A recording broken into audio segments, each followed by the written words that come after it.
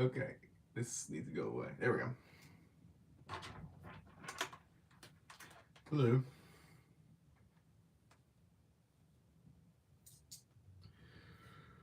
Whew.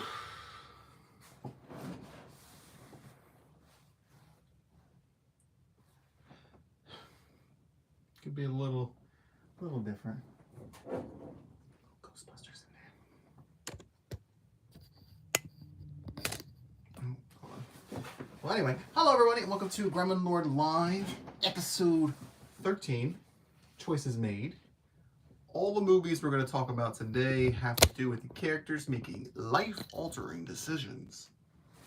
And these decisions are what make the movie good. Yes, it is Gremlin Lord Live. The movies we're going to talk about today are Death of a Unicorn, A Woman in a Yard, The Amateur, and The Friend. That's the first time I said them all without messing it up. I'll make this in the view. Why do I feel like this can be lower?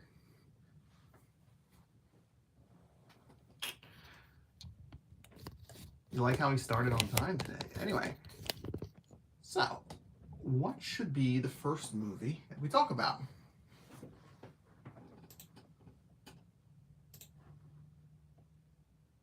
Hi, Prince. Don't worry, I see you, I swear. I'm a little rosy-faced. How dare you? I made sure to put the orientation, the correct orientation when I started the video, or when I set up the video. So, since you're here first, do you want to pick a movie?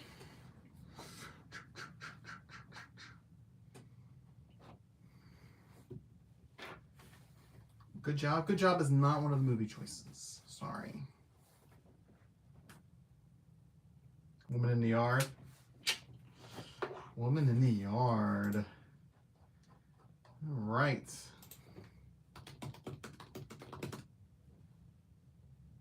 Woman in the Yard was... I was expecting it to be a generic... It's a PG-13 movie, right? I did. I jumped multiple times. I thought it was going to be a generic spooky movie in like kind of a early 2000s vibe. That's what I was expecting. I wasn't expecting a lot. Oof. IMDb has it as a 5.3. Lukewarm, unexpired, slow family drama. Another Blumhouse fail. Subtle psychological. Oof. 3 out of 10. Damn, I like this movie a lot more than these people.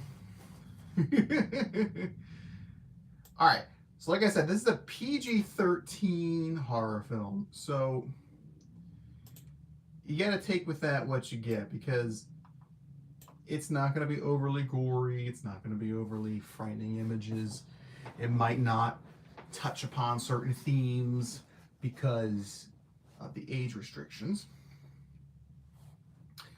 but it was much better than I thought it would be. Yeah, it's not gory. There's very little blood, but it doesn't need to be gory because it's more of a psychological thing than a physical thing. I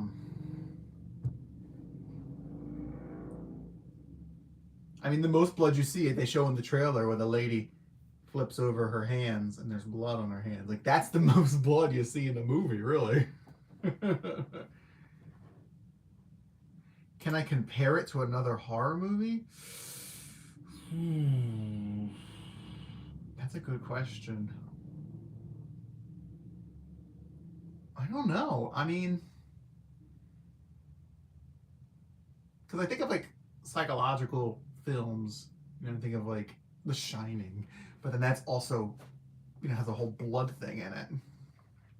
I'm not comparing it to The Shining, so don't worry. We're not saying this movie is the new Shining. I'm not saying that at all. I'm just trying to think of something. It is an interesting idea, and from the trailer, when I saw the extended trailer, because I can't avoid it, they show her driving a car, and it really then put in a place I expected what was going to happen at that point. I'm drinking some ginger ale. Anyway, so a mysterious woman repeatedly appears in a family's front yard, often delivering chilling warnings and unsettling messages, leaving them to question her identity, motives, and potential dangers she might pose. I don't really care for that. There's only 5 actors in this film. 5. That's it. Actually, there's some extras in the background of a restaurant scene, but other than that, there's only 5 actors. The mother, the father, the son and daughter, and the woman. So they don't explicitly say who the woman is. It's more of an interpretation of who the woman is. But let's get there. Let's start with the story first, and then we can talk about that. There's actually a lot of things up for interpretation in this movie, which is both good and bad. So the mom, her name is Ramona. She's played by Danielle Deadweiler, which I thought was a very fun name. Her husband was David, played Russell Hornsby. He recently passed away, and they're in this farmhouse that they bought together, that they were going to fix up and repair and make it their family home. But he recently passed away. So, in a car accident. So Ramona is left to raise her 2 children, Peyton, that's his real name, Taylor, a teenager, and Annie, probably like a 5-6-year-old. He's an early teenager, probably like 13. And, you know, they're all missing the dad. The son is getting in his rebellious phase, and he doesn't have a father figure, and the daughter's kind of reaching out for attention too, and the mom is very much in her own mind because she keeps thinking about the accident. She's thinking about the house and the things that got to be fixed. She is struggling to pay the bills and everything. So it's a very really destitute situation for this family. So this is a modern film. So this takes place in modern times, and they get around the whole cell phone stuff by having the power go out in the beginning of the movie. Like she didn't pay the bill, so the power's out. The son broke his phone like before. That's why he doesn't have his phone. And yeah, they live on a farm. The very early stages of a farm. They own farmland and they live on it. They have like some chickens. And then the mom, in her grief and depression and such, she doesn't charge her phone. They actually show her in bed watching a video of her husband just repeatedly. So I'm not trying to spoil or anything, but so her phone is dead and she can't charge it because there's no power. I'm glad they did that though, because it's better than trying to explain how the woman in the yard has supernatural powers that could zap your phones and stuff like that. You know, it makes it a little bit more realistic, I guess. I mean, it's supernatural, but there's no supernatural reason why their phones don't work. So I like that. Well, the woman actress, her name is I don't know how to pronounce her name. It's Okwui, Okwui, and then her last name is Okpokwasili, something like that. I really liked her look, and I really liked her voice. She has like a very like deep, commanding voice. She hasn't been in a lot of things. It's very it's dark, like tinted glass. She's been in a lot of she was in Exorcist Believer. I saw that. She played one of the doctors. She was in Agatha all along. She was in 3 episodes. She played Vertigo of the Salem 7. Or is that the name of the episodes? No, that's her character's name. Okay. I don't know how tall she is. She looked really tall in the movie, but there's no details on her height in her IMDb. Everybody else might just be short, or they just movie magic to make her look tall. I mean, obviously she wants to be. Oh, okay, so there you go. They want her to be imposing, but her voice was just so like nice. Like I could see people being drawn to her from her voice. Today's the day. I kept saying that after I watched the movie. But anyway, where's my note page here? All right. So since it's not, no, it's one day, basically. They wake up in the morning. There's no power. The son makes breakfast. That's in the trailer. They have some chickens on their farm, just a small little chicken coop, and they have a gas stove. That's why they don't need electric for it. But anyway, they eat. There's some drama because everybody's still tense. Everybody misses dad and all that stuff. And then they notice the woman in the yard. So the mom goes out to talk to her. She doesn't get much. Or they do have a conversation, and she thinks that maybe she's a escaped mental patient or somebody escaped from a nursing home, not a mental patient. Sorry, from asylum. That she might be lost or something like that. But she ends up realizing that this probably isn't somebody from a home from the answers that she gives. Because they show it in the trailer as well, where she's like, my husband will be home at any moment. Yes, she brought her own chair. They talk about that in the movie. They're like, the son's like, where'd she get that chair? Did she bring that chair with her? And I was just like, see, you're asking the questions that I would be asking as well. Where'd that chair come from? What? It's not our chair. But when she says, my husband will be home at any moment, she says, you and I both know he's not coming home. But basically, so the mom goes back inside. They just kind of stay inside, and the tension gets really heavy between them. Like the son is annoyed and angry because he can't go outside or go to the neighbors, or he feels like the mom's hiding something from him. The daughter's trying to do her homework, but she's doing it wrong. And the mom's just like, out of her mind. She's on medication. They don't show what the medication is. It is revealed later what the medication is. I assumed it was probably a pain medication or like a depression medication for depression, since she's a widow now. Oh, her leg has a name. It's a brace, like it's an outside brace on it. I don't know what kind of brace it is though. But she walks with crutches. But yeah, so then they notice the woman's getting closer to the house, and the son wants to defend the house. He wants to get the father's gun and defend the house, and the mom's like, no, shut up, don't do that. And it's just this whole like it's a very boiling pot of family drama, like angry teenage angst and angry mother, and then the young girl who's just kind of there but wants attention from someone.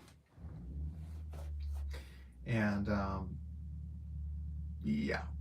Anyway, so I'm trying to think of the thing of events here. But anyway, so there's a lot of great visuals in this. So the mom has, as I mentioned, issues. and they slowly are revealed to the viewer of what these issues are. We know that she lost her husband. We know that she was in an accident. Is she feeling guilty for the accident? Is she feeling responsible for it? Like, what's going on inside of her mind? But they start seeing things that are surprising, but then they find out they're not real. So she starts seeing violence against her children that she's committing. This might be a little too spoilery, actually. But then it cuts, and we see that it's not real. And there's a series of things like that, and it caught me way off guard when it first happened. Because, I mean, not a lot of movies show violence against children. That's usually a very taboo subject, even in horror movies.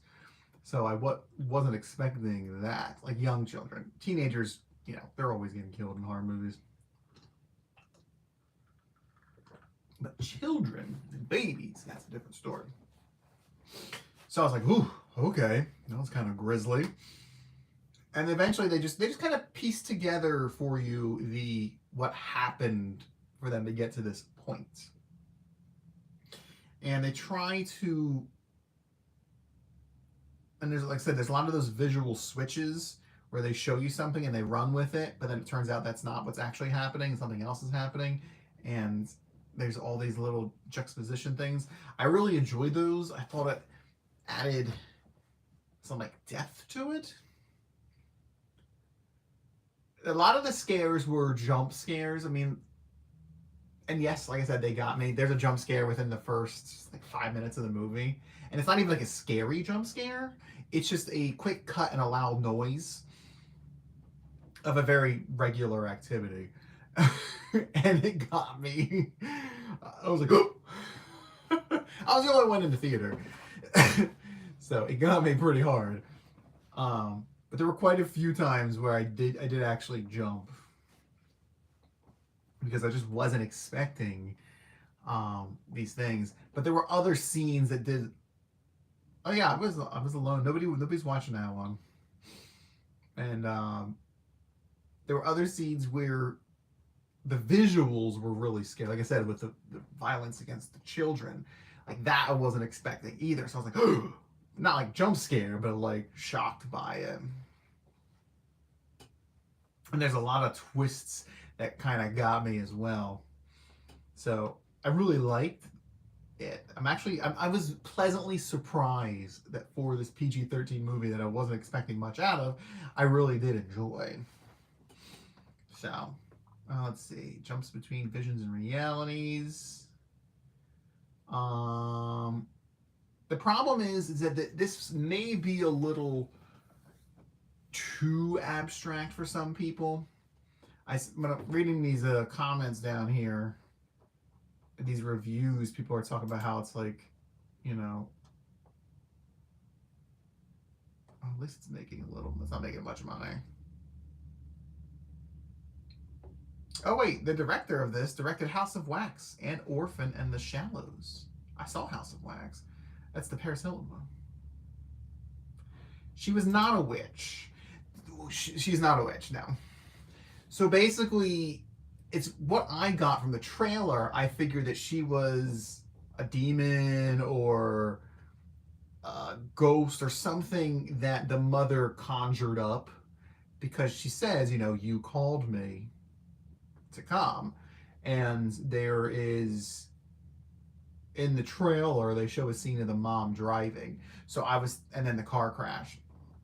So for me, I assumed that she was going to be, the mom either regretting the car crash, or she crashed the car on purpose, or she felt responsible for the accident, and that she was calling for death to come get her or something like that. That's what I assumed it was. It wasn't quite that, though. It was very interesting, and they don't explicitly say who she is. I know, because I see the trailer so much. I just sit there and think about it. Sorry, I thought I felt a hair. I mean, I'll tell you what I think she was. I think she was the manifestation of the mom's depression and maybe some type of demonic force. Because I mean, the kid saw her too, you know. So it's not just the mom who sees her, and the kid and the son actually talks to her. So it's not just something that the mom conjured up in her head. Because the movie doesn't go that far to say that, oh, the whole thing was a dream, you know. But yeah, so like, because people didn't really like this subtle psychological horror.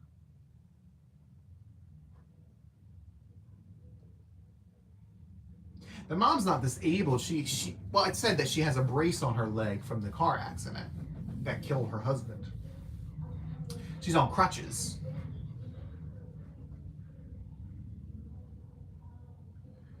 She's not. She's temporarily disabled, I guess you would say. She's not permanently disabled. But yeah, so. But it was just, I don't know. It was heavier than I thought it would be. Maybe because I just wasn't expecting it. There is talk of suicide in it. I'm assuming I can say that word here on YouTube. Did I cry? That's a good question. I think I welled up. I'm not sure I actually. I may have cried. I'm not sure if I actually cried or not in this one. I mean, it was just yesterday that I watched it. You'd think I would know. But watching a lot of movies in a row kind of makes me forget my reactions in theater. Because it's sad. I mean, it is sad. I mean, I don't want to spoil anything, but it is really heavy stuff, and the things the mom is going through. She's trying to protect her children from something that is kind of like her fault type of situation, and it's like, you called me. I'm here for you. This is what you wanted. And then she like, no, I don't want this. I don't want this kind of thing. So there were some animal deaths. They don't show animal deaths. They did show dead chickens. It is inferred that a dog dies. They don't show it. I don't care for animal deaths. I know animal deaths get me. They don't show the thing. I will say that. Well, I won't say that because that'll be a thing. Yeah. So, like I said, they don't show any of that. You don't hear it. It's not like you hear like a snap in the dog yipe. There's none of that. Because remember, this is PG-13. You know, the son sees blood in the chicken coop. You know, that's the extent of that, and then the dog stops barking. So, but you don't see it. So don't let it deter you from watching the movie. Because at the end, it's fine. It's fine. But the ending. So the ending, again, is very abstract, and it's kind of up to the viewers to interpret it. The way they set it up is that, like the way they show it plainly, if you just watch the movie and take it at surface level, you know, is that, yay, positive ending. That's fine.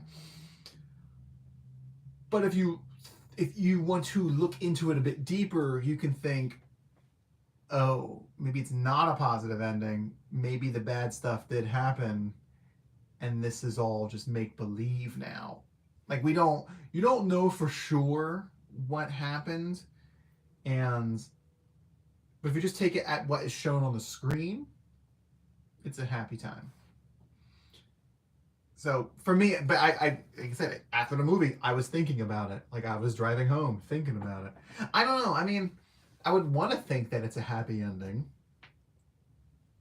But I mean, they don't show what happens in this one part.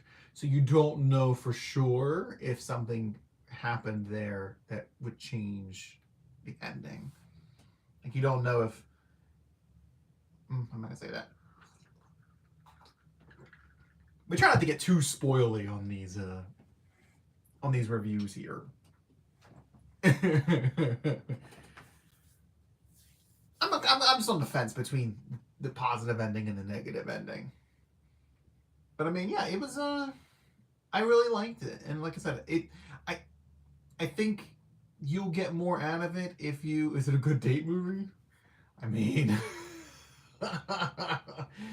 it's not romantic. I mean, the husband and wife have their issues. That's for sure.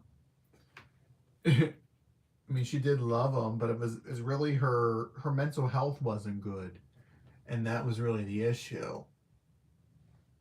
It's a whole. I mean, you might want to hold hands because I mean it's pretty tense stuff. So, and like I said, and then there's talk of suicide and things like that.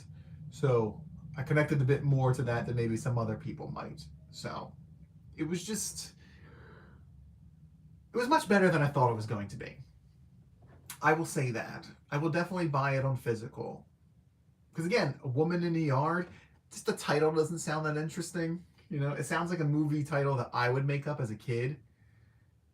You know, the monster in the forest, the woman in the yard. It doesn't give off that air of something heavy like that. So,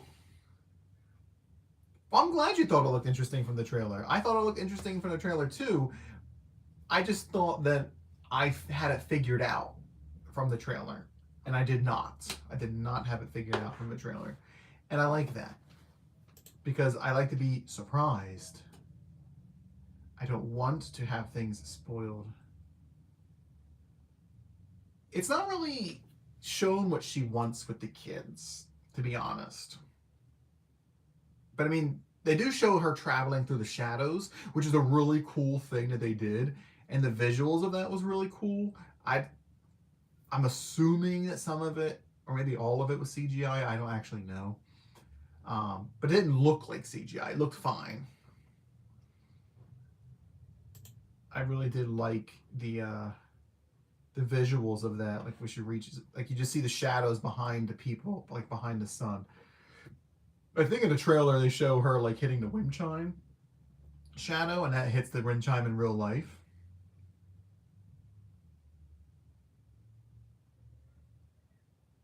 Were there snakes in this movie? I don't remember seeing snakes. Were there snakes in this movie? Was there a snake? I really don't remember seeing a snake. It says there were snakes on set.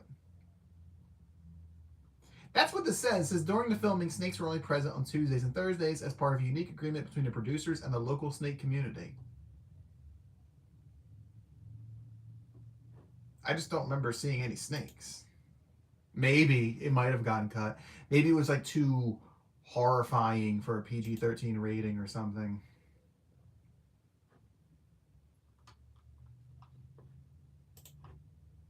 It's too disturbing of a scene.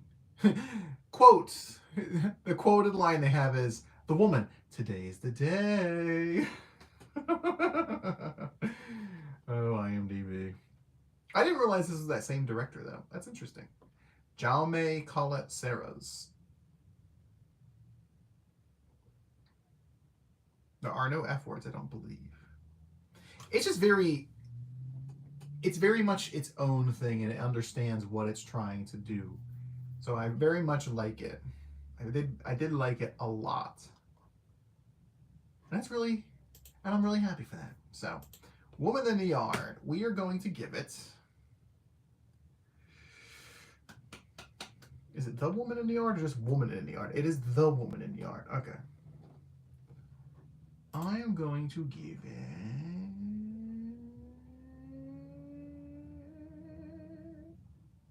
Yeah, the trailer makes it look like they're a happy family and they're getting terrorized by the ghost lady.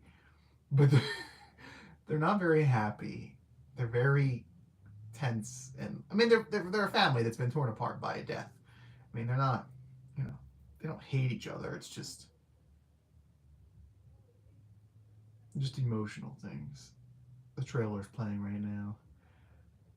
This is going to be a highly rated film. You may be surprised. I am leaning from maybe between an 8 and an 8.5. I liked it. I really did like it. They don't explain where she got the chair from, though. But you do see the chair somewhere else. So I don't know if other things that... the things that transpire that I'm not talking about, because I don't want to spoil things, if that's part of it, I don't know. But today's the day. The visuals of the shadow play was just really good. But there were, like I said, there were issues where it's a little too abstract. And there were a couple scenes where the lady, the woman, her face was like shown to be messed up. Like the first time you meet her face looks fine and everything. But later on in the movie, they show her face being messed up. And I don't know why her face is messed up on the one side. Like, they don't explain why. They don't say, like, she wasn't shown being hit with anything or anything like that. There's no explanation for it. It's just messed up. And maybe I missed it, but feel like I was paying pretty close attention to this because I was very interested in the film. But I didn't see anything that explained why she had a messed up face. It was very brief too. It was like for a minute she had a messed up face, and then they show it's going away. So I don't really know. I don't know. But yeah, that's a high score. That is a high score. It's a good one. It's a good movie. I enjoyed it. Very surprising to me. Oh, is he a writer? Oh, he's the person who wrote it is also a writer for F is for Family. Wait, there's a man in the yard? Wait, what is that?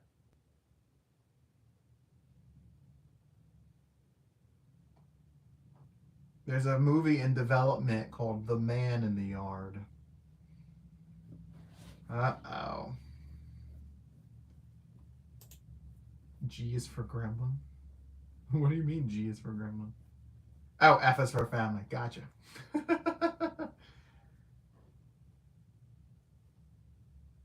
That's interesting. So that this writer of this hasn't done a lot.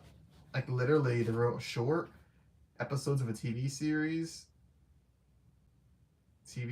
story editor, some writing for that F is for Family, and then this movie. Cool. Well, I'm not going to give it this bad of a score that people gave it because it's sitting at a 5.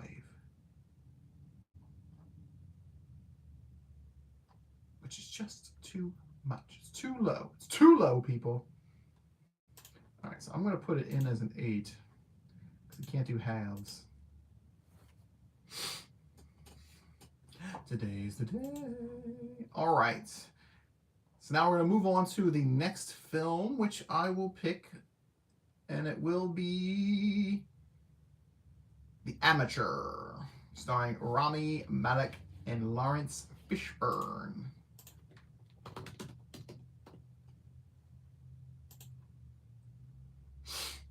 This movie is the one I saw sitting next to a random stranger. In a very full theater. This is rated R. It is 2 hours and 2 minutes. The Woman in the Yard was only like an hour and 20 some minutes. It was very short.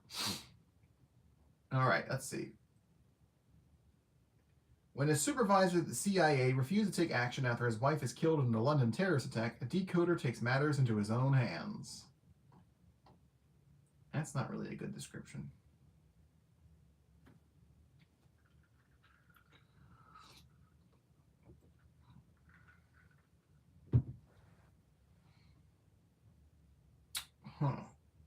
It is a remake of a 1981 film by the same name, The Amateur.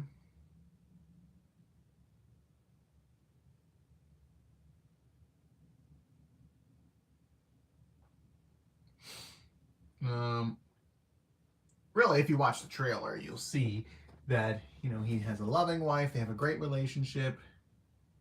Yes, as I found out from those random ladies who said it was from the 50s. His wife goes on a business trip overseas to London. He does not go. He had the option to go, but he does not go. He works for the CIA. He's a computer decoder. He spends time, analyzing information, analyzing documents, and relaying information back to his superiors, and they do what they do with it because they're the CIA. You gotta trust them. They're the CIA.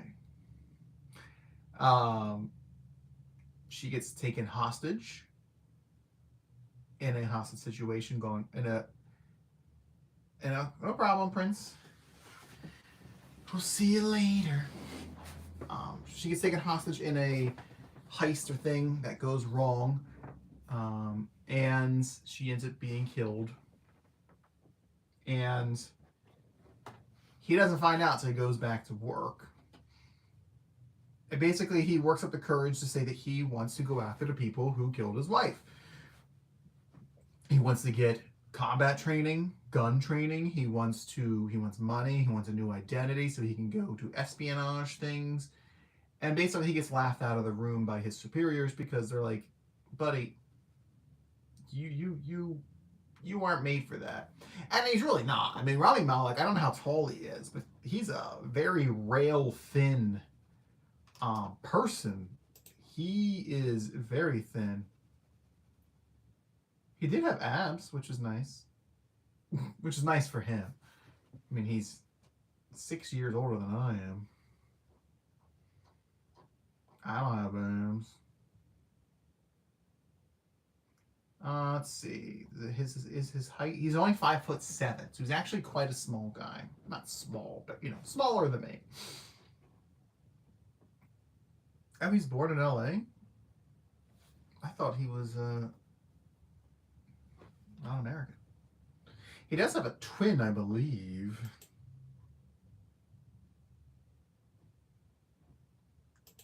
Doesn't he? Yes, Sami Malek. Younger, identical twin brother of Rami Malek.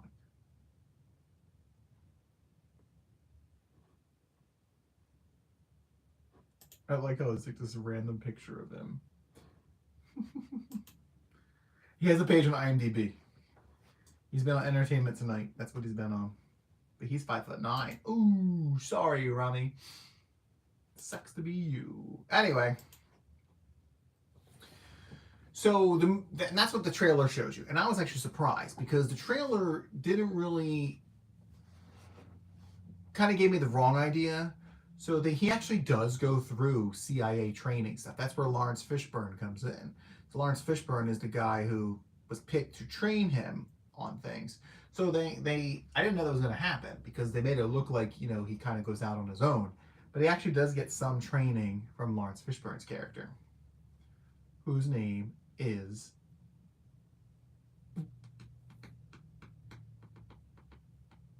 Apparently, he's not listed in the main cast, which is really, really, really weird. Why would Lawrence Fishburne, who was a co-star of this movie, not be listed? Henderson. It doesn't really matter what their characters' names are. We don't like what characters' names are. You care when you're watching. But yeah. So he does actually train him. But it's actually quite a bit of espionage in this. Rami Malek his name is Heller. He's actually like 10 steps ahead of everybody at the CIA at all times. Like he's planning things in advance. Like for him to get out of the country while the CIA is watching him is very difficult. But he gets them on this wild goose chase just long enough for him to get out of the country. So it was really actually interesting. And I was pleasantly surprised. His wife is played, Sarah, she's played by Rachel Brosnahan, who is the Marvelous Miss Maisel, the Amazon show that I have not seen. She dies obviously early on in the movie, but she does come back in the form of visions. So Heller has these visions of his wife throughout the film. And I like them because it shows that he's still thinking of her and he's still obsessed with her and he still knows what he's doing this for. But it does slow down the plot because he'll be being chased by somebody or something and he'll get to a hotel or get to a room that's safe, and then he'll see her, and it's just like, and they take a breath, and it just gets a little slower because then he's talking to her and he has this conversation, and it it kind of it slows the pace down a little too much for my liking, because the movie overall isn't as snappy as I would have liked. I would have liked, I would say, more action, but not even more action, because I know he's not a physical character, because that's the whole point of the movie, is that he's not some action star. But I would have liked a little bit more movement throughout the film. We go to a lot of locations and a lot of countries, but I don't know, snappy. I wanted a bit more snap to it. It just felt a little slow.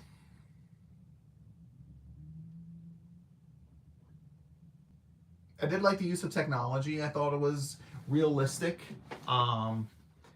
He was able to hack into basically any camera, ATM camera, anything that was in existence. So there was a lot of that, which I liked. And they explained the technology very well too. It wasn't like some bunch of mumbo jumbo like the Black Bag had, where they don't explain what on earth they're talking about. This was very generic information and very easy to follow for somebody with a passing knowledge of technology.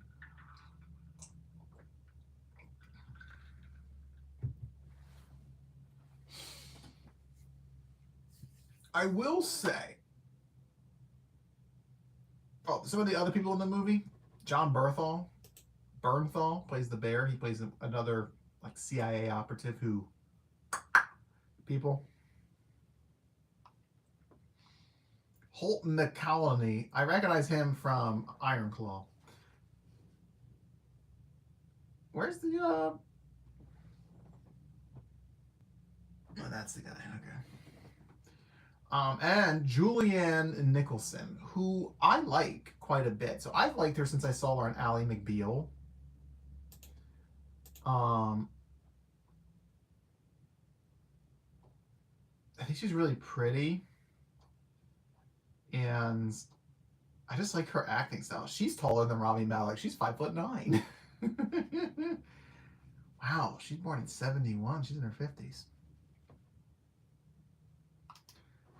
Her husband's last name is Cake. Jonathan Cake. He was in Chuck. Just briefly, because he's not as popular. Their child's name is Iggy Cake.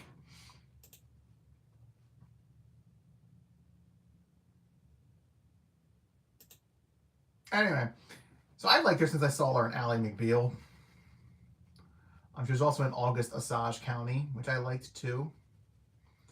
So, and she was in Dream Scenario, which we reviewed last year. Yeah, so that was like our first bargain bin movie review. You should check that out. I talk about that movie with Nicolas Cage. Anyway, she plays the director of the CIA. So, but there's a lot of different stories. So you have Rami Malek's story, his direct bosses, director Moore, the guy from Iron Claw, and his friend Caleb, not friend, but his coworker Caleb, they have their own story because they're trying to stop Rami Malek because he's going after individuals, and their plan is to go after the whole organization. So Rami Malek going after these individual people are going to mess up their plan to take down the whole organization. So they don't want him doing what he's doing, because he's going to put a wrench into their work. So they might need these people as leverage or something to shut down the whole organization of crime. But they're both keeping the actual director, Julianne Nicholson's character, Director O'Brien, in the dark, which shouldn't be done. The mid-level director should be reporting to the highest director, but he isn't, because he's old guard. He's used to doing things more deep state wise. And there is some deep state stuff in this. And I'm sure somebody might say it's woke or something, but it's not woke. We know the government. We can see it right now with our current government. But I digress.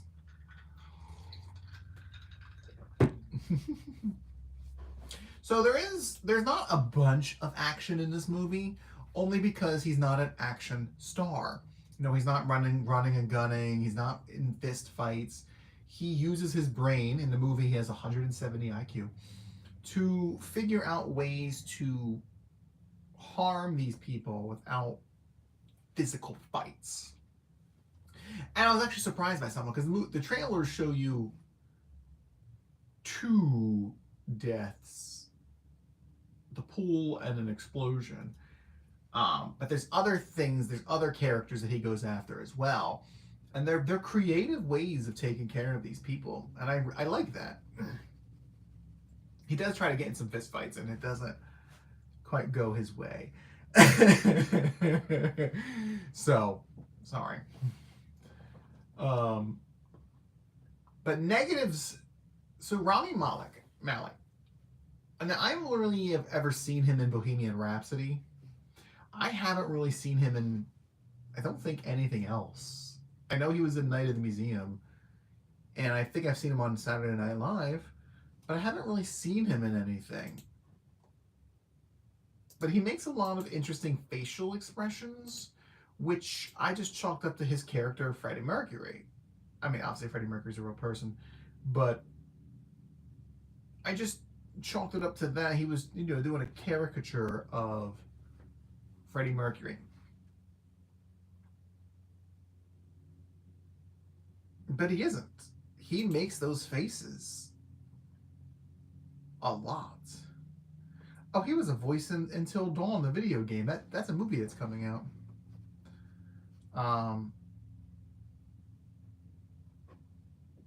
Oh, he's in Halo as well. Anyway, so I don't really know him for much. I know who he is, which is interesting. I know way more about him than his actual film work. But he makes a lot of facial expressions that are really distracting. Now, if he makes them while he's crying for his wife, that's fine, right? People cry. You make weird faces when you cry. Everybody makes faces when they cry, We're not just sitting there stone-faced with a single tear rolling down our face. No, we're like, you're making faces as you cry.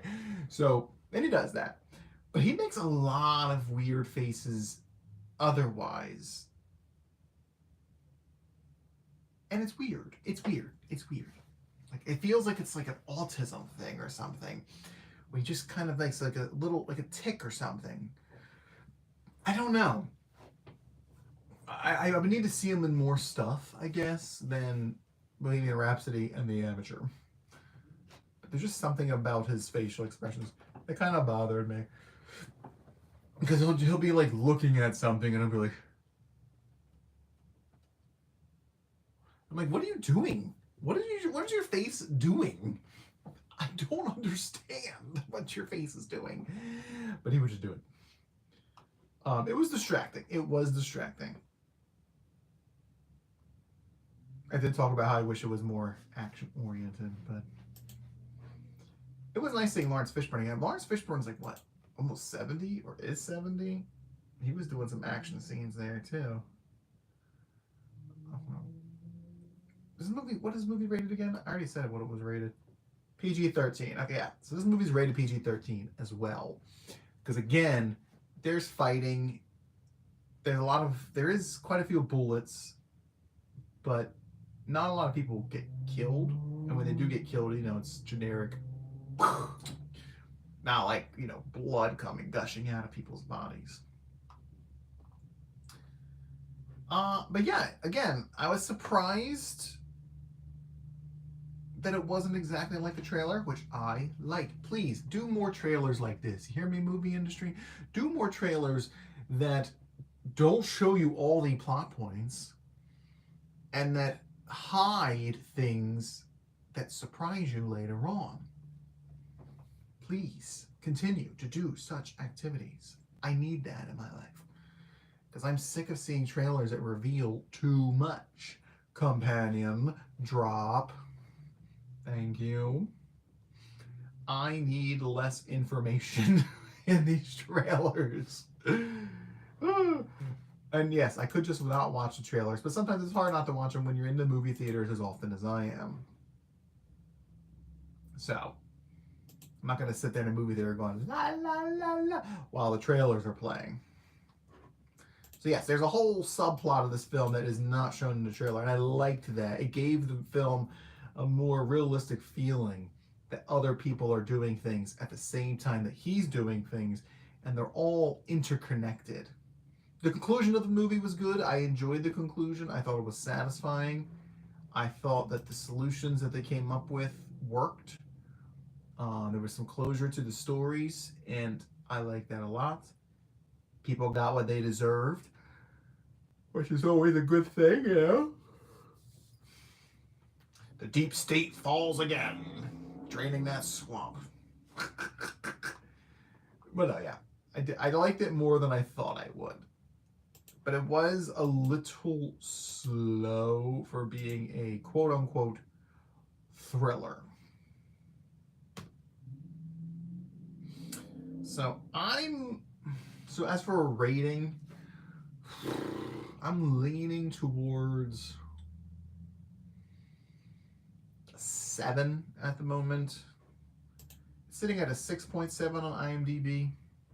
Because I did enjoy it. I did feel that it had quite a few slow moments because of his memories of his wife, which aren't bad, you know, they are emotional scenes. It's just that sometimes they would happen when we were finally picking up a pace a little bit, and then you just halt down completely. So, yes, let's say a 7, which is a good score, by the way. It is a good score. For The Amateur, starring Rami Malek and Lawrence Fishburne.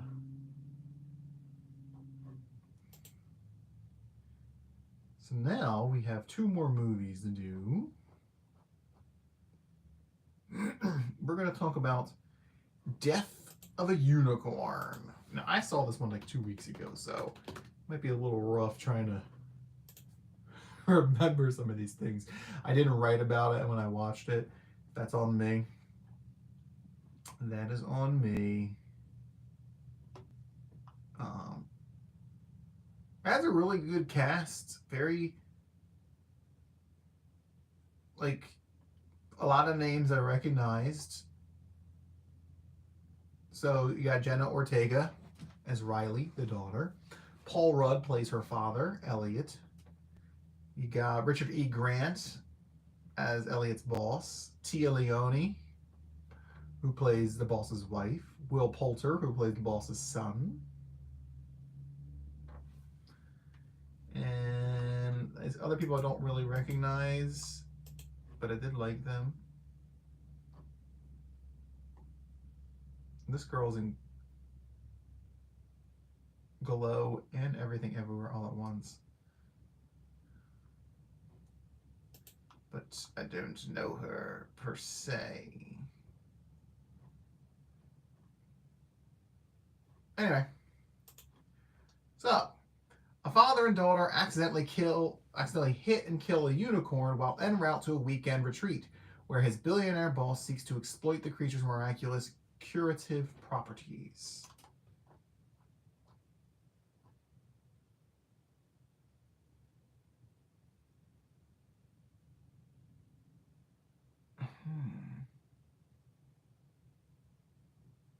Oh, it also has Anthony Carrigan in it, who I don't really recognize, but my friend likes him, and he mentioned him. I think he was in Deadpool.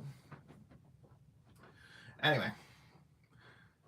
So basically, you have Jenna Ortega, who is typecasted yet again as an angsty teenager character, maybe a little gothic character, and it's really tiring. It really is. I mean, I know she's still young, so she still gets these roles, and that's perfectly fine. I just wish they would give her some more dynamic roles as opposed to this consistently constant same character. She's one of 7 children? Good God. She's born in 2020. She's 23 years old, so she should be moving out of the teenage role parts soonish. I mean, she does look young. So I know she has a movie coming out with The Weeknd that looks kind of interesting. But I mean, I don't know her from a lot. I've seen her in X, which she actually was a different character in X, which was nice. And that's pretty much. Oh, and Beetlejuice. So, but I know she's Wednesday. I know she's in other things like the Scream franchises. So I don't know her character knows. But it was just the whole angsty teen thing. And then Paul Rudd is her father, and he works for this pharmaceutical company, and they're going up to his boss's retreat that is in a nature preserve, and all the animals are protected species and everything like that, and he's going up there to hopefully sign paperwork that's going to get him into like the family funds of this billionaire family, because he's a lawyer and he's he's been trusted by them. He's been working for them for years, and this is like his push, because his boss is dying, his push to kind of get his foot into the corporate door where he will be able to make enough money to provide for his family. The mother slash wife passed away before the movie, so there's a point of contention there. They're both missing her, but they both act out in different ways because of it. So there is that tension. And another reason why she's an angsty teenager. And she's, why is my nose so itchy?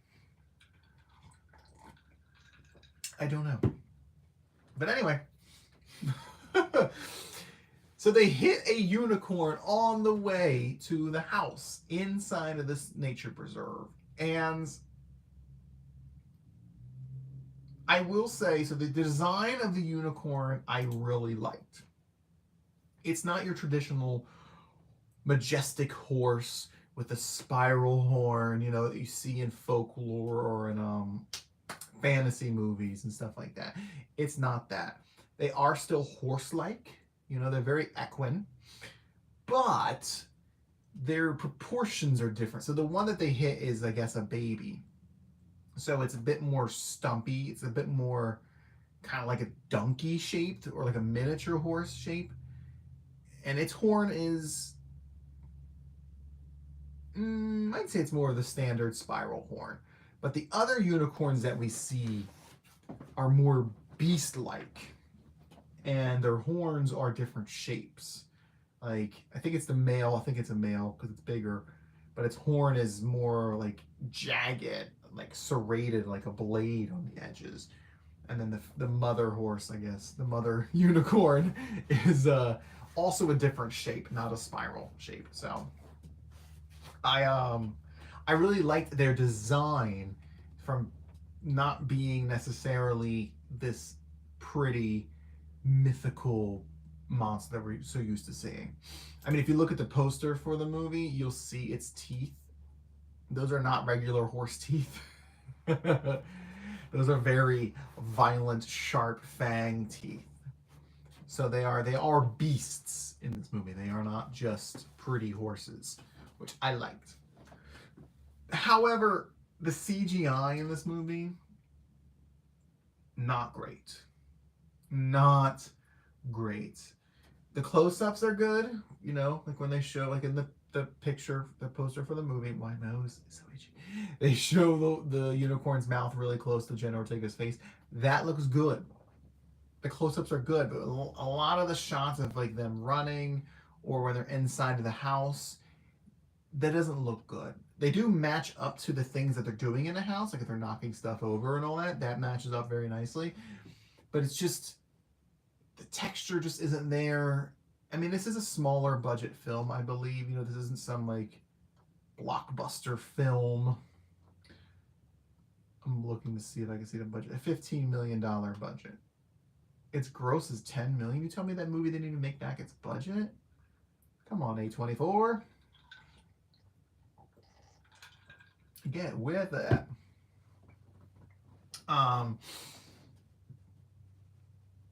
I think it's crazy that it makes $5 million in its opening weekend, but it can't get. It's still sitting at 10 million. It's only made that much. I don't know. It's weird to me. Anyhow, so the CGI wasn't great. Was it enough to turn me off to the movie? No, but it was enough for me to notice. And it may turn off some of you if you're not into that type of stuff. For me, I took it as more of an 80s creature feature type of movie, right? The characters are pretty exaggerated. You know, even Ortega, she's the super angsty teen, and her dad is like doting dad trying to please his daughter, but also trying to please the billionaires. And the billionaires are very thinly veiled polite in the beginning. You know, they're nice there in the beginning of the movie. But obviously they're not polite, because once the opportunity comes up for them to make infinite money, you know, they're not so worried about being so nice anymore. What's the covenant? Is that their daughter?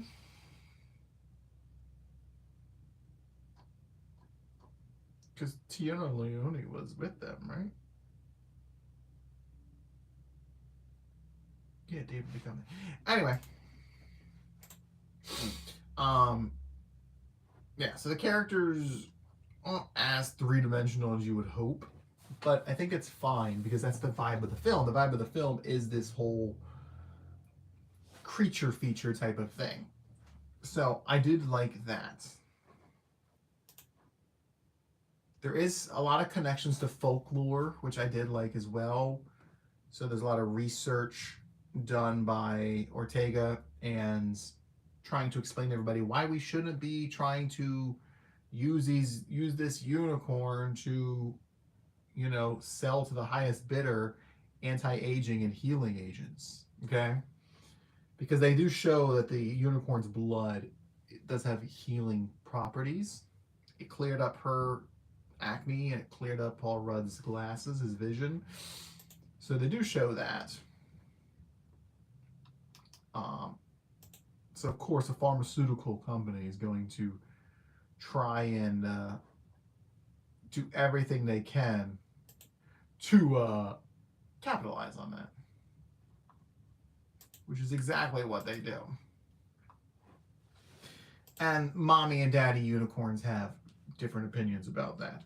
And that's your basic thing of the movie. They're trying to get the baby unicorn out of the area so they can harvest it and, you know, get all the stuff for it. And the adult unicorns don't want that to happen. And violence ensues. It is rated R. There is a slight story of family with Ortega and Paul Rudd reconnecting. You know, there's some sadness in there. I did tear up a little bit, I won't lie, but you know, that's typical for me. But there is that family dynamic there. The kills were good. I liked, they were creative. I mean, there's some horn stuff, right? There's some other stuff I won't tell you, but I liked it. You know, let me talk about Paul Rudd. Paul Rudd was not his usual charming self, which I liked. He was sucking up so hard to his billionaire boss. You know, he was really kind of unlikable throughout most of the film until he came to his senses. And I like that for him. It was nice to see him not just be, you know, happy-go-lucky, everybody loves him guy. I like that a lot.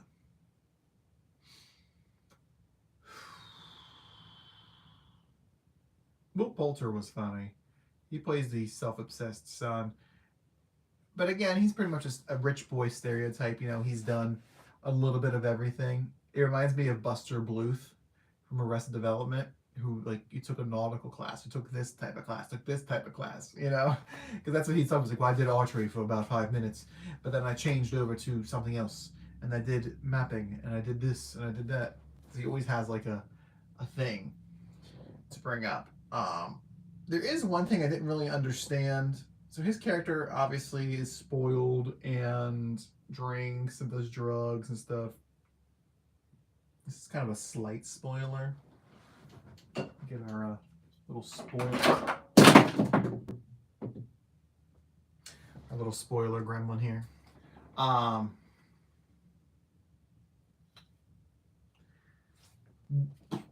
We do see him snort unicorn horn, and he gets like this starry eyes effect happening, but they don't explain what exactly is happening to him. Because we saw that already when Jenna Ortega's character, you know, she touches a unicorn horn and she has a similar thing, but they don't show what he's seeing. So it's like, what exactly is he seeing?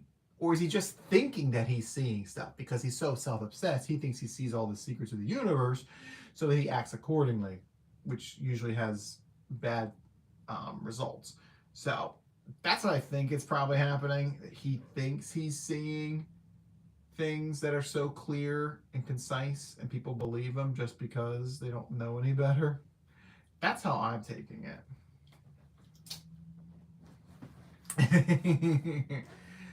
But yeah, as a movie overall, I did think it ended a bit abruptly. So we did have a conclusion, we had a solution, not super abrupt. Let me rephrase that. It didn't necessarily end abruptly. I just wish that it would either ended before what they showed us at the end, or ended a little bit after what they showed us in the end. Like there was just the final scene that they show us felt a little unnecessary. So either give us a little bit more or just take it out. That's basically how I feel about the very end. I mean, but again, it's that cheese factor, right? It's very much an 80s cheese thing where the characters, where it's like a weird cliffhanger type of thing. Not necessarily a cliffhanger, but it's a weird incomplete ending where you can fill in the blanks yourself. But I will say, the cast seemed like they were having fun. Richard E. Grant is really, I've been seeing him in quite a few things, and I'm digging him. He was in Saltburn as well. Tia Leone, she was good. It was nice seeing her run away from the unicorns like she did in Jurassic Park. I like that. I said Will Poulter was good as well. The woman who played Dr. Bhatia, Sudita Mani, I liked her. She was very kind and polite and nice, and I thought that she was just the right amount of sweetness. She also didn't like what they were doing with the unicorn, but she was following along because it's her job. But I liked her as well. I don't know. It wasn't that bad of a film. Cocaine Bear vibes, but not bad. Could have been better, but do fear unicorns. Goofy and average. That's a good assessment. Goofy but average. It is kind of goofy because, I mean, again, like Cocaine Bear, you have a bear on cocaine. That's the movie. This is a unicorn dying. Like, and what happens with the adult unicorns coming to get the baby unicorn? Like, that is the movie. And violence and blood and, you know, all that jazz ensues. So it is that. It's an entertaining movie. It's not going to change your life. It's not going to be something that you're like, you know, this is my new favorite. Probably not. Maybe if you watch it with friends, it might be funny, but funnier. It was funny. I was laughing. But I don't think it's not a groundbreaking thing that's going to change your understanding of film. You know, it's not going to be something that's like, oh my God, can you believe how amazing that was? You know, but it was fun. It was fun. And I know that's a dirty word to some of you movie reviewers out there. You can't say things are fun, because if things are fun, that means they're weak and not well thought out. But if I had to give a rating to it,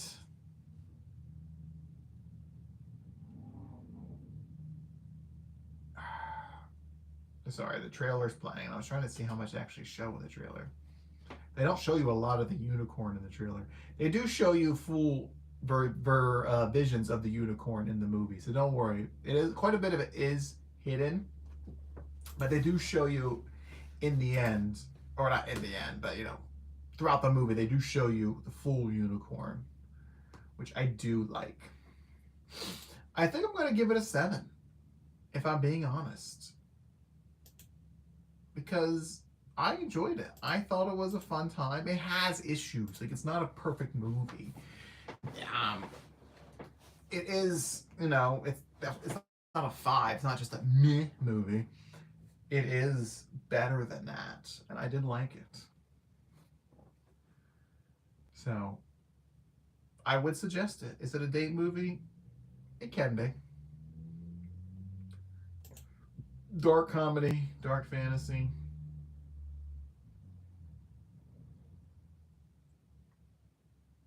Sorry, the trailer's replaying again. I did like Tia Leone's outfits. She always looked very... I mean, she's a billionaire. What do you expect her outfits to be? Also, Will Poulter is... He's a thick dude. He got some ham hock legs.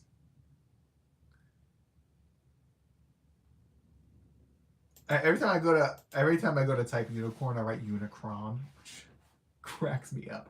I just hit the keys in the wrong order. Anyhow, so Death of a Unicorn, rated R. We're rating it a 7 out of 10. Yay! And our final movie of tonight's live, episode 13, Choices Made. If you haven't already liked the video, make sure you like it, guys. It's very important for this video to get liked so it grows more. Our final movie is The Friend, which is also rated R. Which I was actually surprised. I didn't think it was rated R when I went to go buy my ticket today. And I saw it gave me the rated R warning. And I was like, oh, I didn't realize it was rated R. It doesn't strike me as a film that would be rated R. When a solitary writer adopts and bonds with a Great Dane that belonged to a late friend, she begins to come to terms with her past and her own creative inner life. It's so not kind of dry, too mundane. It's all right. Viewer friendly. More nuanced than expected. The great Naomi Watts. Naomi Watts was good in this movie. I did have issues following. Oh, here we go. Novelist and creative writing teacher Iris, Naomi Watts, finds her comfortable solitary New York life thrown into disarray after her closest friend and mentor, Bill Murray, commits suicide and bequeaths his beloved Great Dane to her. The regal yet intractable beast named Apollo immediately creates problems for Iris, from furniture destruction to eviction notices, as well as more existential ones.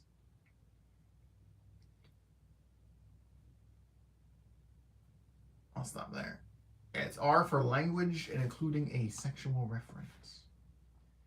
Is it really just for language? So silly. Anyhow. I want to see. Where's this woman who plays Val? There she is. Sarah Pigeon.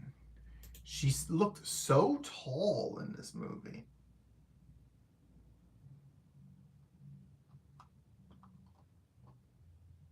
She's 5'10", so I guess the other characters are just shorter than 5'10". Anywho, so I just saw this movie today, actually. So basically, Bill Murray is a writer slash teacher. Naomi Watts is a writer and a teacher as well. And they are very close friends. And he's editing things for her. She's editing things for him. And he ends up dying, which it's not immediately obvious that he commits suicide. They just kind of explain that he's dead. Apparently he's had 3 wives as well. And this is the part that I got a little bit confused with. So they're a little convoluted when it comes to who these people are. Like, at first I didn't know if Naomi Watts was one of his ex-wives or something, or if she was a mistress. Like, I didn't know who she was. I knew that they worked together, but I didn't know if she was more than that. Because I feel like the movie didn't do a good job of explaining who she was. And maybe that's on me. But there are other wives. I mean, and they at the funeral they do say that's wife number 3, wife number 2, you know. But when they say that, I was like, well, is Naomi Watts wife number 1? Like, what's going on here? It's not though. So his wives, number 1 is Carla Gugino, which you probably know. Super pretty. His second wife is Constance Wu, who I know. Her name is Tuesday in the movie. And then the third wife is Noma Dumezweni, who plays Barbara.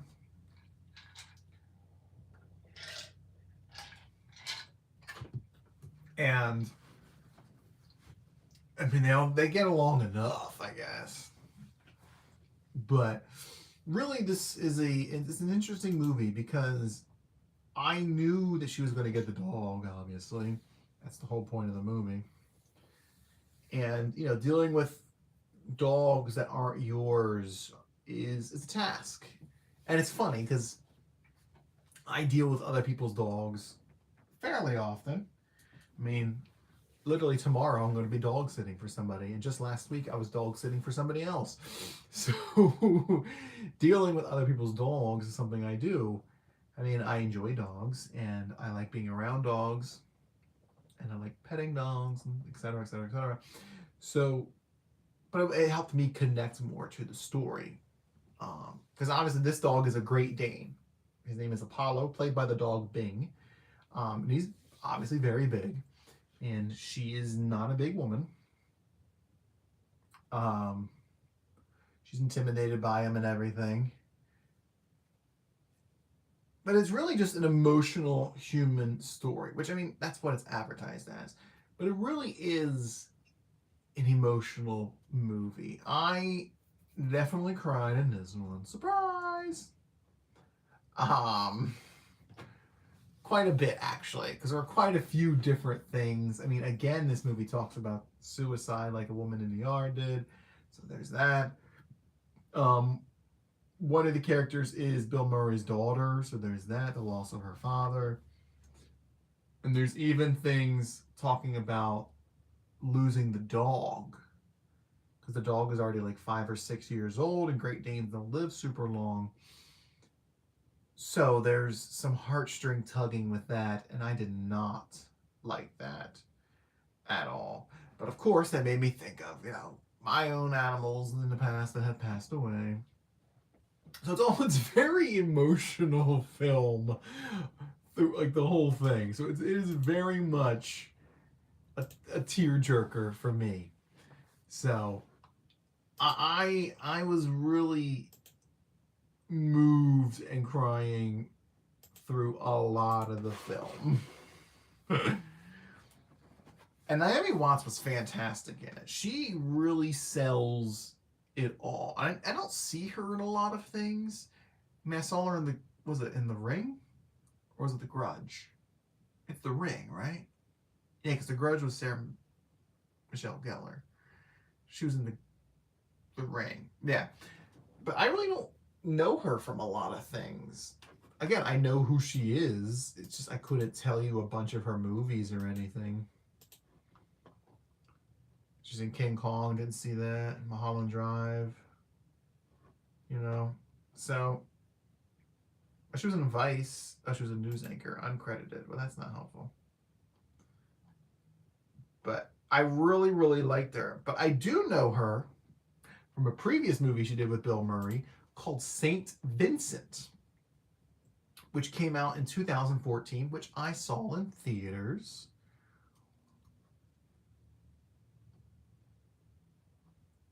And it has Melissa McCarthy as well in it. Oh, and Terrence Howard and Jaden Martell. I don't really remember much about this movie. It's been so long since I saw it. God, Bill Murray looks so young in it. And it was over 10 years ago. A young boy whose parents are just divorced finds an unlikely friend and mentor in a misanthropic, baldy, hedonistic war veteran who lives next door. Oh, Naomi Watts was like a kind of a ditzy, trampy character in it. I don't know if I could watch this right now. But that was a good movie too. I really enjoyed that movie too. But it's nice to see them together again. Anywho, so this movie deals a lot with grief, acceptance. I mean, you have all these ex-wives. You have this dog that is this constant reminder of Bill Murray and the fact that he took his life. And she wants to get rid of the dog because she can't have it at her apartment, or else she's going to be evicted. And she can't do that. She'll only be evicted because it's a rent-controlled apartment. So you want to make sure you keep a hold of that. And it's her father's apartment that he used to live in before he died. So it has sentimental value as well. So it's her home, and she doesn't want to lose it. Sorry, you're going to hear this water there. But then she gets, obviously she gets attached to the dog. It's the whole plot of the film. Because it means more to her than she realizes. Because again, it's her last connection to Walter, Bill Murray. And she misses him because he is her best friend, and and she wants to be near him again, and she's angry that he committed suicide. So it was it's very interesting. I will say the movie felt a little long. I don't like saying that, but it did feel a little long. Because there were a lot of false endings, I guess you could say. One of the other reviewers talk about that on IMDb. It's that you thought it was ending, right? Because Naomi Watts did quite a bit of narrating of the story. And she'll be narrating something, and then it'll just... And like, oh, okay, that's the end of the movie. But then it opens up and we're back at another scene and something else is happening. It's like, oh, it's not the end of the movie. But it happens 4 times. And I'm just like, how long is this movie? Because it made it feel longer. And it is almost 2 hours long, which isn't necessarily insanely long. But it started to feel long because of all the false endings. And I don't know if they were meant to be false endings, but it just felt like it was. There was closing of chapters, I guess. Kind of like closing of chapters in a book. I keep looking at the Woman in the Yard review, and it's like, that's not the review we're looking at. We're looking at The Friend.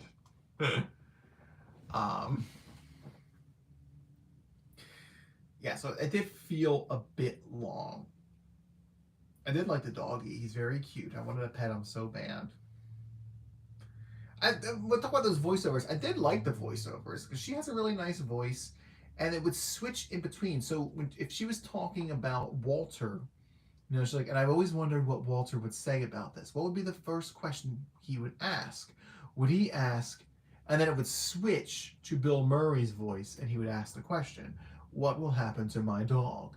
And then it would switch back to her. And I thought it was a really cool way of doing a voiceover because we're used to somebody narrating everything, and it just kind of shows this, how much she's thinking about him to the point where even in her own monologues, she still hears his voice. So it's a very big thing. She does a lot of revelations. There's a lot of emotional revelations. There's a lot of big emotions in this film. I was not alone in this film. It was me and two other dudes watching this movie together.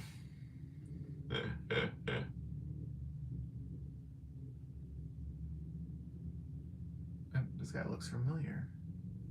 Why does he look familiar? Oh, he was in It. He played Patrick Hostetter. Okay, that's why I know him. Gotcha. Apparently he played Carter, who I don't know who Carter is. He's one of the students, maybe. Apollo, played by Bing. It's so cute. I love when animals have their own IMDb pages. It's so adorable. Wait, how's he known for a movie in 1997? Oh, he's not. He was on The View. Okay. I was like, wait, how the heck is he on a movie in 1997? He'd be exceedingly old for a dog in general, and especially a Great Dane. No, he was on The View as himself. And The View started in 1997, that's why. Yeah, it's a very cute doggy, though. But like I said, they get into the whole dogs getting old thing, and it's just like, can we not talk about dogs getting old? Do you need to have that in this movie? Do we need any more emotion in this movie? We do not need the death of animals in this movie. There's even one of those scenes where the doggy's like, is the dog breathing type of scenes. It's like, which of course, I found very emotional because it used to be what I would do with my dog. I would see him on the couch and I'm like, is he breathing? Is he breathing? And you won't know until you get closer. So, there's that. There is a very interesting ending scene, or scene near the end, where she reconnects with Bill Murray's character, even though he's dead. And it's just kind of like, I guess maybe it's her writing her book. She's having this conversation with him. And I really like that. It was a very interesting way of her of finding closure for her through this whole situation. And of course, it's nice to see more Bill Murray, because I like Bill Murray. Bill Murray does jog in this movie. He's jogging in this movie. And I'm like, well, damn, Bill Murray. Because Bill Murray's like 70 something. I was like, good for you, man. I don't even jog now. But yeah, good for him. Good for him. But yeah, so it's a good movie. I really did like it. It was very emotional for me. Again, emotion really depends on what you feel. Right? For me, I felt all kinds of things. So it connected with me on a lot of levels. Loss of pets and suicide stuff and all that jazz. Death of a father and all that. So it definitely hit me where I was partially expecting and not so much expecting. And it was good. Sometimes you just kind of need to cry. It's healthy. It's healthy to cry sometimes.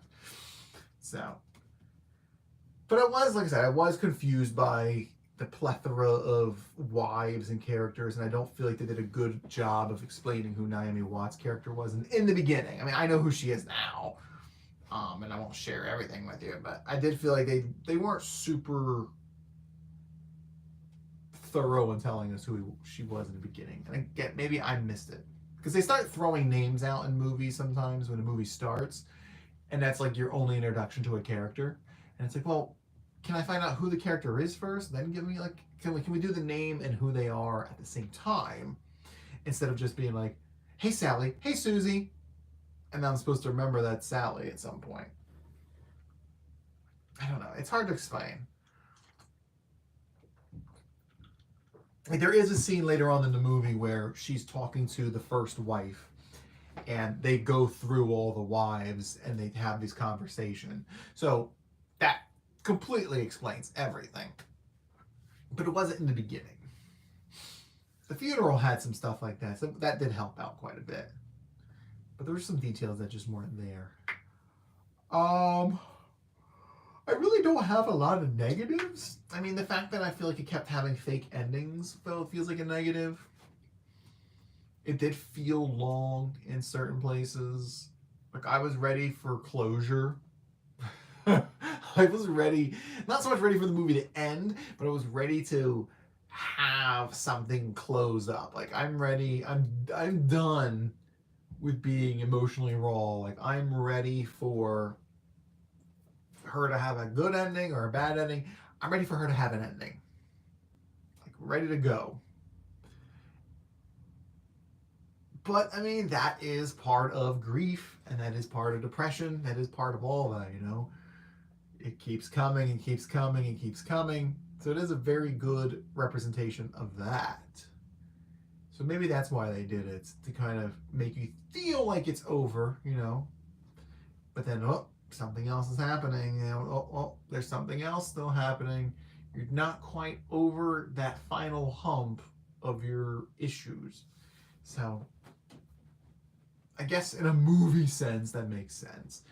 But from a viewing sense, it felt a little long. I'm having a hard time thinking of a rating for this one. Because the negatives aren't a lot, but the positives are good. But I do just sometimes feel like it may have dragged on a bit. You know? Even without the false endings. I think that some of it maybe just did drag on a bit. Like, we knew her struggle with the dog. Do we need to see the same struggles over and over though? Again, it could be a artistic choice. You know, look, you know, because the struggles go on. The struggles go on. But we don't know that for sure. All I know is from me as a viewer that it felt lengthy and it felt continuous and it felt like we should wrap it up. So, The Friend, rated R, we are going to give it, let's give it a solid 7. Okay, let's give it a solid 7 because I did like it. Naomi Watts was great in it. It just kind of felt long. The false endings were weird. I understand if it's for artistic direction, but maybe they could have been done a little better, or maybe not as many of them. Like, maybe you could combine some of them. There's no need to tease a dead dog to us. Okay, we don't need to see that.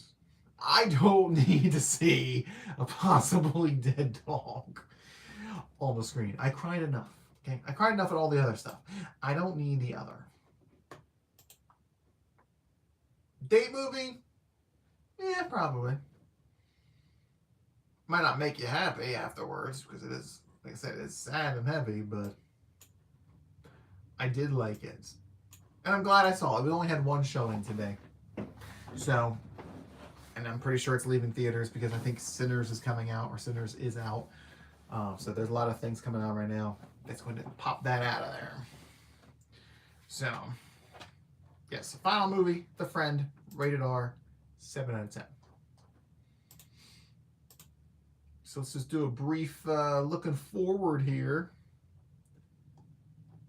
from my watch list. Thank you. I don't need to see my watch list. Where's like your coming soon? Where's your coming soon section? Doesn't IMDb usually have like a...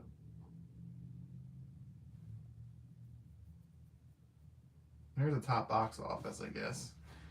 That look, The King of Kings is $19 million. Congratulations, Jesus movies. There's like a bunch of Jesus stuff out right now. The King of Kings, and then The Chosen is out. It's a lot of Jesus stuff. I mean, it's Easter time, I guess, but like they're all the same story. So it's like we have an animated version, we have a non-animated version. Enjoy. Warfare's out. That was my other choice for seeing today. I did not see. I'm kind of on the fence about it because Civil War was okay. Civil War wasn't great. It wasn't bad. Like, there's a really good story in Civil War, but it's lost in a non-existent world. I gave Civil War a 7 out of 10, actually. That's higher than I thought it was. And that's probably because of Kirsten Dunst. Like, the story of the news people is really good. It's just that the world that they're traversing is nonsense. And it's not because I wanted the director to pick a side, you know, oh, it's the left, oh, it's the right. I don't need that. I just need more information as to why things were happening. I keep trying to defend myself on this because people are attacking me for it on TikTok. It's like, no, it's like, the movie's good. It's just, it could have been so much better with a little bit more story. Anyway, Warfare is allegedly based on a true story. It's based on these people's first-person accounts of a situation that happens in the Middle East. I don't know what country they were in. Whatever, one of those countries we invaded. I think most of the actors aren't even American, which is funny. It's a ragtag bunch of guys. I'm not. I'll probably see it, but it's not something that I'm like, oh, I want to see it. War movies to me, they're a dime a dozen. And I know it's supposed to be probably an anti-war movie, but we'll see. The Civil War was allegedly an anti-war movie too, and that didn't really have an anti-war message whatsoever. So, Sinners is coming out. I do want to see Sinners, even though I had that stupid extended trailer that shows you way too much information. I really was so pissed when I saw that extended trailer. Because it literally shows you main cast members becoming the vampire creatures. And it's like, why are you showing us this? Why do you have the main cast members who get transformed in this trailer? What is the point of that? I don't need that. Like, you ruined the surprise. Now I'm just going to be sitting there waiting for these characters to turn.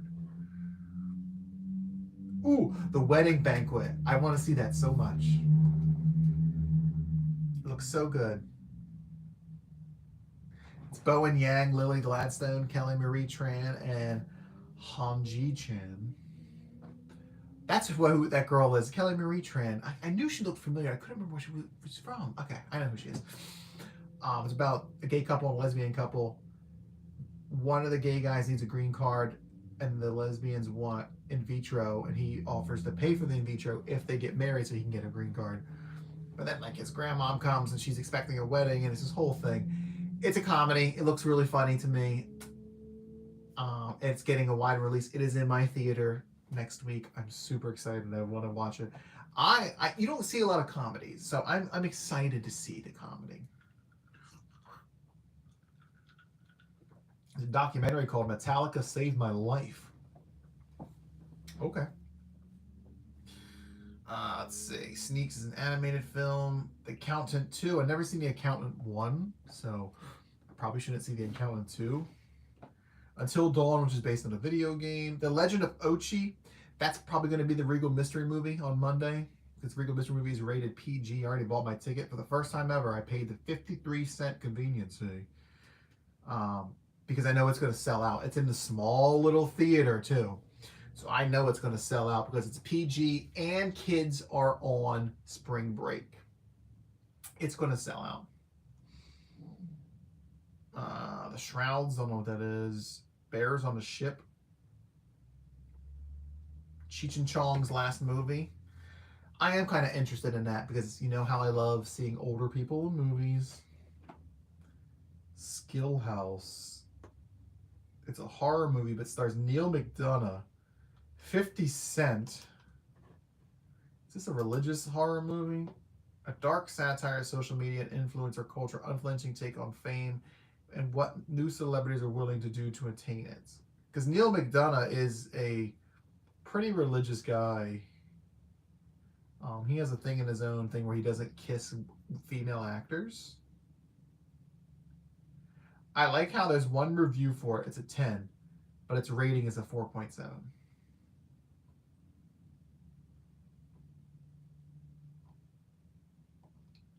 Who made this movie? G-Unit Film and Television. G-Unit. Oh, 50 Cent. I'm not so sure about that one. 4 Letters of Love. Thunderbolts. That looks okay. I like the new trailer for it. The Surfers, Nicolas Cage. I kind of want to see that because it has the guy from Nip Tuck in it. I can't think of his name, and he's from Charmed. Cole. Swamp Dog gets his pool painted. Words of War. Fight or Flight doesn't look bad, but that looks like basically Bullet Train, but on a plane. Maybe better done. That's in May. Juliet and Romeo. Some of these I just don't know from the name.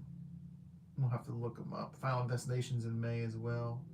I haven't seen a lot of those, but I could still see that one. I'm sure it would make a difference. Mission Impossible, never saw any of those. Lilo and Stitch. The Last Rodeo is the movie I always talk about. I do not want to see that. That is an Angel Studios film, and we don't need to see that. Karate Kid Legends, never seen a Karate Kid. I don't know. Ballerina. Life of Chuck looks like it'd be a tearjerker.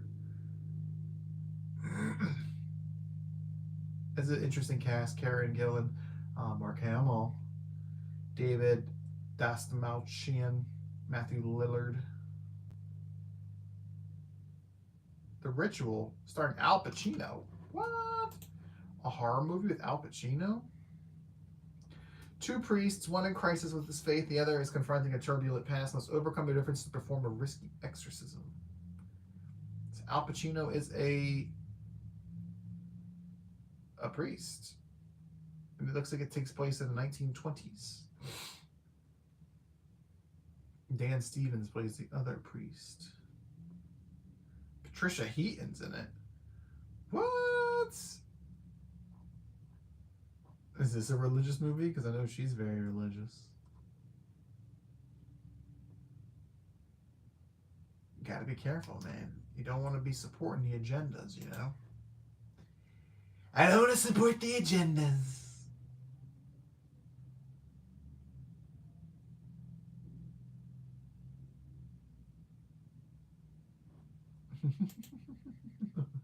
Anyhow, to finalize and wrap up tonight's stream, guys, we are going to talk about some movies that I purchased.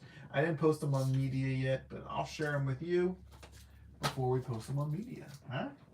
How's that grab you? All right. It's quite a few, actually. Some are from last month that I didn't do in last month's live. So, let's see. Let's do the Walmart purchases first. So, these movies I bought from Walmart. Now, this movie is called Galaxy Quest, which I'm sure you've heard of. Sigourney Weaver, Tim Allen, Tony Shalhoub, Alan Rickman. They were on a TV show that the aliens think was real. I have probably seen this, but I feel like I fell asleep watching it, so I don't actually know much about it. I mean, I know about it from pop culture references. This is only $3.74. This is a very basic DVD. I mean, of course I saw it on like 4K the next day, but whatever. I have it now. A personal favorite, Pee Wee Herman's Christmas Special. Pee Wee's Playhouse. My new Christmas tradition of watching this. Can't wait. It's only 48 minutes long. Starring Frankie Avalon, Charo, the Del Rubio triplets, Annette Funicello, Zsa Zsa Gabor, Whoopi Goldberg, Magic Johnson, Grace Jones, Katie Lang, Little Richard, Joan Rivers, Dina Shore, and Oprah Winfrey. Alicia Vaughn. Restored and remastered, and there's audio commentary. I wonder if it's Paul Rubens' commentary. Wouldn't that be great? May he rest in peace. This was made by Shout Factory distributed this. They do a lot of like re-releases. This is Apartment 7A, which is a prequel to Rosemary's Baby, which I have also not seen. I have Rosemary's Baby on DVD. That is the Zoe Saldana version. Also from Walmart that I bought like 15, 16, 20 years ago that I never watched. So I now have a prequel to watch. But this stars Julie Gardner, who from Wolfman, who I really liked, and Diane Wiest, who I like quite a bit. It's 1965. It's basically she's in the same apartment as Rosemary's Baby, and spooky stuff happens, I guess. It got mixed reviews. It's a prequel to Rosemary's Baby. Rosemary's Baby, you know what that is? That's like the woman gives birth to like the Antichrist or something. I don't know. I've never seen it. This is a prequel to it. I'm going through my movies that I got from Walmart. that I haven't posted. So, I don't know when you were here. We also got Galaxy Quest and Pee-wee's Christmas. And then the last one I got from Walmart is The Cursed. Or maybe it's The Cursed. I know nothing about this movie. I don't know any of the actors in it. I looked it up on IMDb, and it has good reviews. And people say it's actually a good horror film. So, I'm pretty... Yeah, right? She has, like, branches coming out of her body or whatever. Or is it a her? I think it's a her. It's rated R. I can't read what it's rated R for. I'm getting old. No, it's just printed very poorly because it's a bargain bin movie. Yeah, it had decent reviews. People saying it's a good horror, so that's a positive for me. Now these ones I bought online. So we got a classic. I don't actually own this, so I'm very excited. Jaws. I've seen Jaws, so this is not one I haven't seen. It's not a bargain bin movie. It is remastered, though, from the original 35mm films.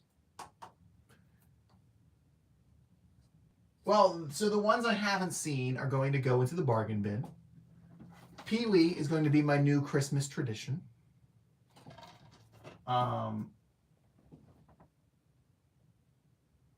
Jaws, I mean, I've seen Jaws. That's not really like a thing I need to watch.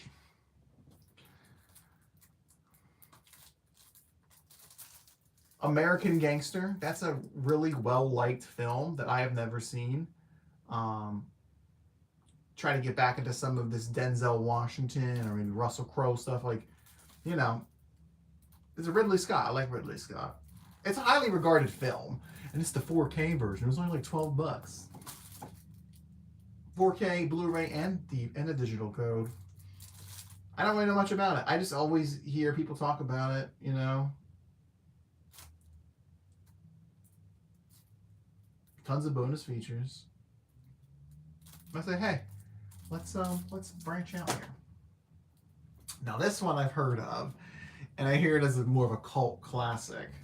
It's called Krull, which is a very cheesy looking sci-fi film from 1983. It's one of Liam Neeson's first roles. Oh no. I hear Excalibur meets Star Wars, lavishly mounted, it says. It's a cult classic. You think this is scary? I don't think this is scary. It's rated PG. No digital copy though. But I bought it just because it was like $6 or something like that. I'm looking forward to this one. I think it'll be interesting to watch. I don't know. Maybe I'll just watch this one for fun. Oh, yeah, that's like it's like a mountain. It's not really like I mean, it's a monster's face, but it's like kind of like a mountain. Well, 1983, so that's kind of in between Star Wars, right? I don't know. It's a sci-fi film. I mean, Star Wars ripped off of Dune, so remember, Dune is the original. And finally, I finally got a copy of Pearl, so I can finally watch Pearl. The one movie in the trilogy I haven't seen, and the one I wanted to see the most. Because this looks like it's more my alley, Pearl, as opposed to X. Maxine wasn't bad, but this looks like something more so that I'd be interested in. A Technicolor horror movie with some fantasy stuff. I'm looking forward to this one.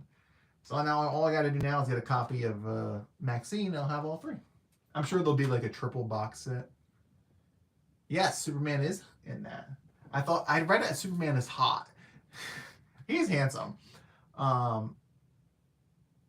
What's his name? David Corenswet. See, I know him from that Netflix show Hollywood. I think it's Ryan Murphy's show. He was in that. And then the last one is The Lazarus Effect, which I wanted to see when it came out. It's a Blumhouse movie too, actually. It's about a guy who resurrects his dead wife or dead fiance, Olivia Wilde. It's Mark Duplass. I hear good things. I hear bad things.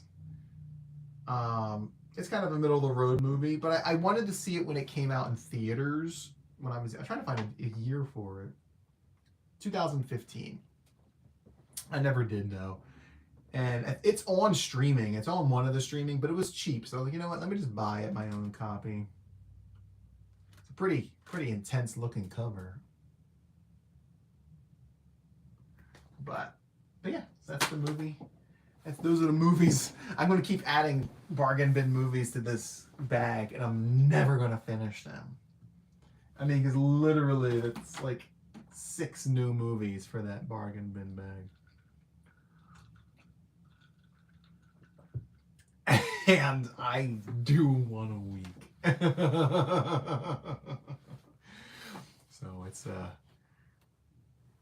I don't like binging movies though.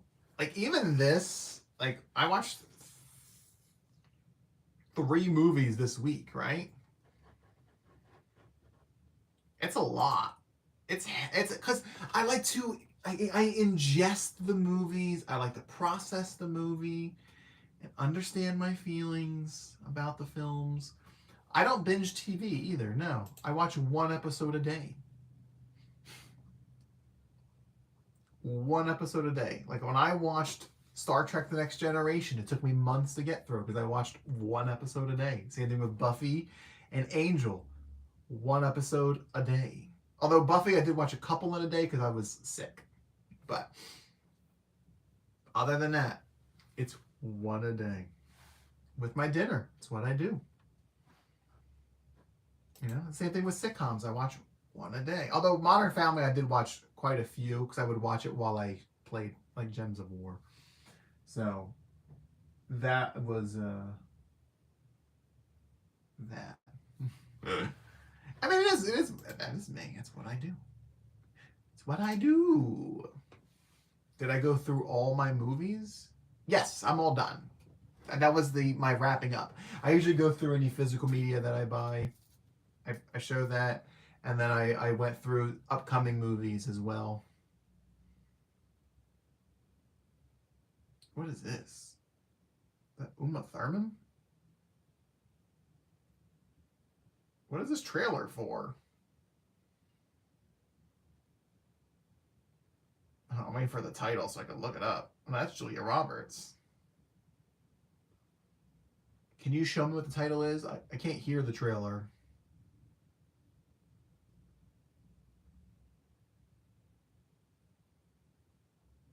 These are my headbands? Yes.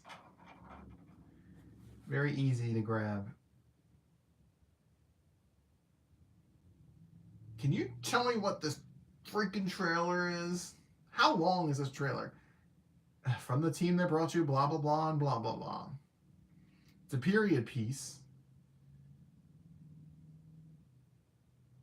Oh, God. Is she being kidnapped? Like, what is going on? How long is this trailer? Julia Roberts, Sean Penn, Dan Stevens, Betty Gilpin. Did you see the trailer for that movie starring The Weeknd and Jenna Ortega?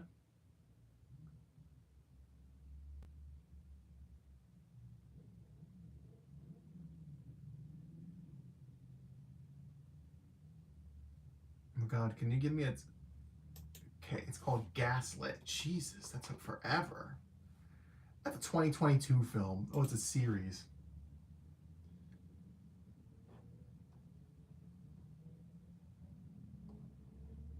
It's on...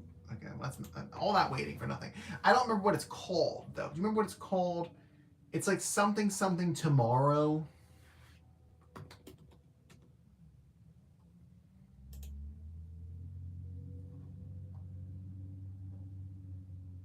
And it's not listed on Jenna Ortega's IMDb. Oh, wait, isn't it upcoming? Got it. It's called Hurry Up Tomorrow. An insomniac musician encounters a mysterious stranger, leading to a journey that challenges everything he knows about himself. There's they have a longer trailer now in the theaters for it. Has Barry Keoghan in it, and then Riley Keough. It's funny.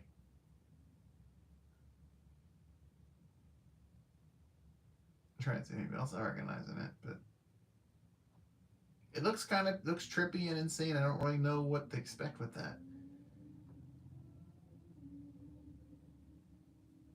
So, I'm hoping that the future trailers don't spoil too much. But that's probably going to be it for movies. Like I said, Monday's the mystery movie. It's probably going to be Legend of Ochi, because it is PG. That's really the only PG film that's coming out. I already bought my ticket, Prince. I paid a convenience fee, 53 cents. Because that theater is going to be packed. I'd be surprised if they don't add another theater. Because it's spring break, too. Like the schools are out, and it's a PG movie. That just screams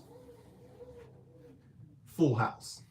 So I bought my ticket. It's on the end.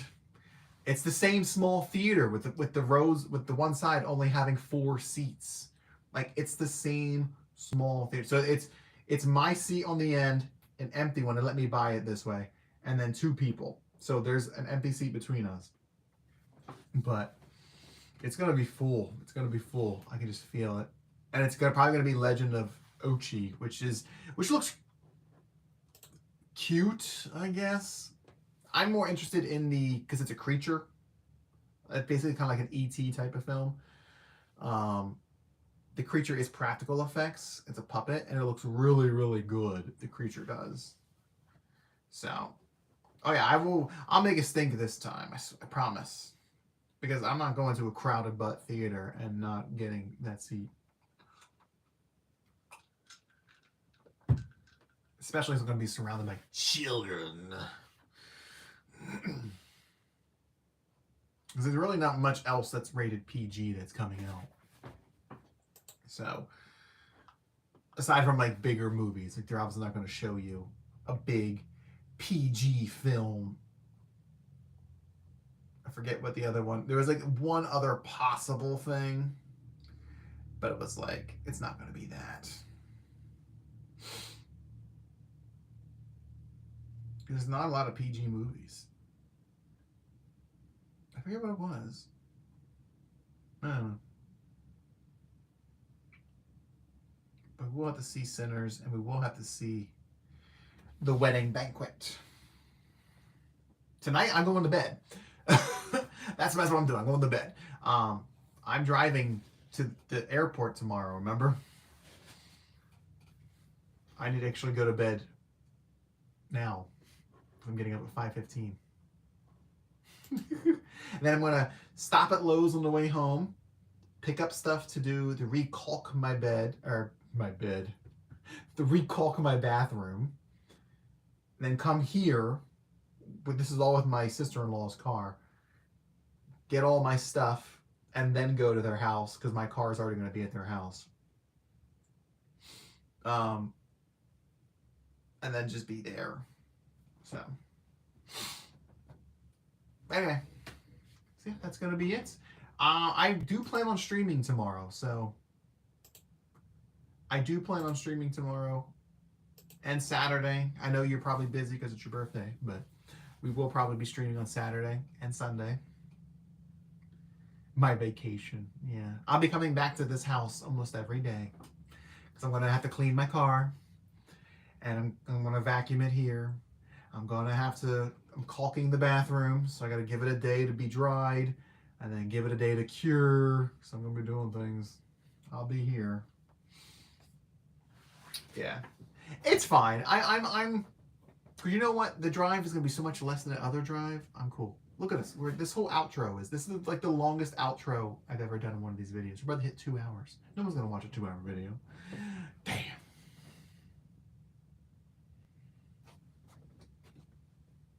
We'll have that. We'll have that. Like I said, Monday I'm just going to the Regal Mystery Movie, and then Tuesday I'm going to type it up. No, Tuesday I have a car appointment. I have a car appointment on Earth Day. I think it's Tuesday. Yeah, because then I can actually type the review up at the dealership if I wanted to. So, but anyway, I'm gonna go so I can go to bed. I'm already ready, face wise. I just need to put on my PJs. So, see you tomorrow. Happy birthday, Eve. Don't forget to like the video. Thanks. Goodbye. Where are you? There you are.